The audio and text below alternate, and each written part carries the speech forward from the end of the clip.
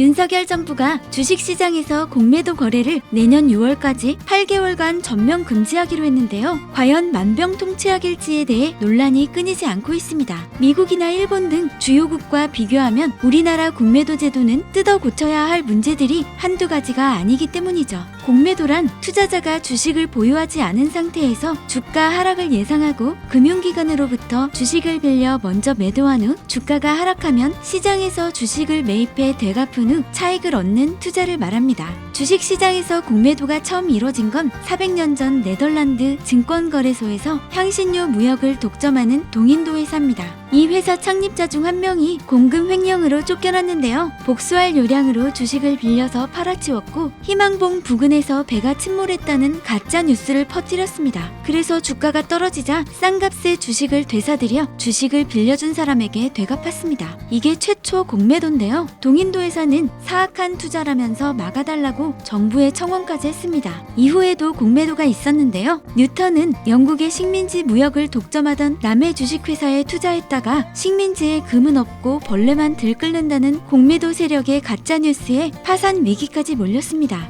프랑스 나폴레옹 황제는 공매도는 반역죄로 단죄하겠다고 선포했고 미국은 대공황 당시 공매도가 파다하게 퍼지자 직전 거래 가격보다 더 낮은 가격을 부르지 못하게 하기 위해 업팅룰을 만들었지만 공매도를 근절하진 못했습니다. 공매도는 투자 위험을 먼저 알리는 탄광 속 카나리아 역할을 한다는 말이 있습니다. 실제로 공매도 때문에 자신이 투자한 회사가 위험한 회사인지 여부를 알 수 있었던 사례가 많이 있는데요. 이런 이유로 공매도가 필요하다는 목소리도 있습니다. 하지만 우리나라 개미 투자자들은 공매도를 전면 금지해야 한다고 목소리를 높이고 있습니다. 그 이유는 다른 나라에 비해 우리나라에서 공매도로 피해를 입은 사례가 너무 많기 때문입니다. 무엇보다 불법 공매도가 판을 치고 있음에도 불구하고 우리 정부가 손을 놓고 있다는 게 개미 투자자들의 하소연입니다. 우리나라의 경우 불법 무차입 공매도가 다른 나라에 비해 기준은 엄격하지만 처벌은 약합니다. 우리나라뿐만 아니라 다른 나라도 주식을 빌리지 않고 공매도를 실행하는 무차입 공매도를 불법으로 규정하고 있습니다.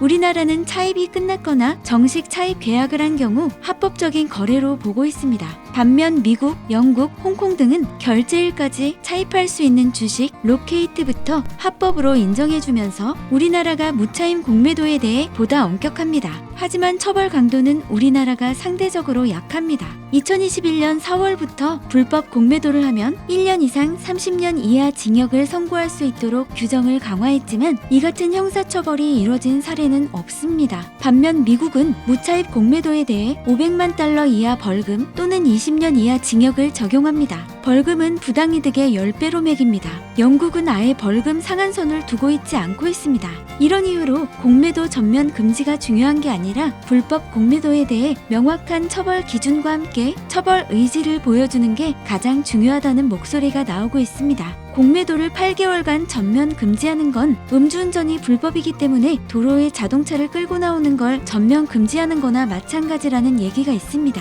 즉 공매도가 불법적으로 이루어지는지를 파악하고 불법적으로 이루어진 공매도에 대해 명확한 처벌 기준을 갖고 처벌해야 합니다. 그러지 않고 공매도를 8개월간 전면 금지할 경우 글로벌 금융시장의 신뢰도가 하락해 장기적으로는 주가 하락에 영향을 미칠 수 있다는 경고가 나옵니다. 핵심은 주식시장의 투명성을 강화하는 조치가 나와야 한다는 거죠. 투명성을 담보하지 않으면 공매도를 8개월간 전면 금지한다고 해도 불법 공매도를 근절할 수 없다는 걸 명심해야 합니다. 구독, 좋아요, 알림 설정, 그리고 댓글 달아주세요.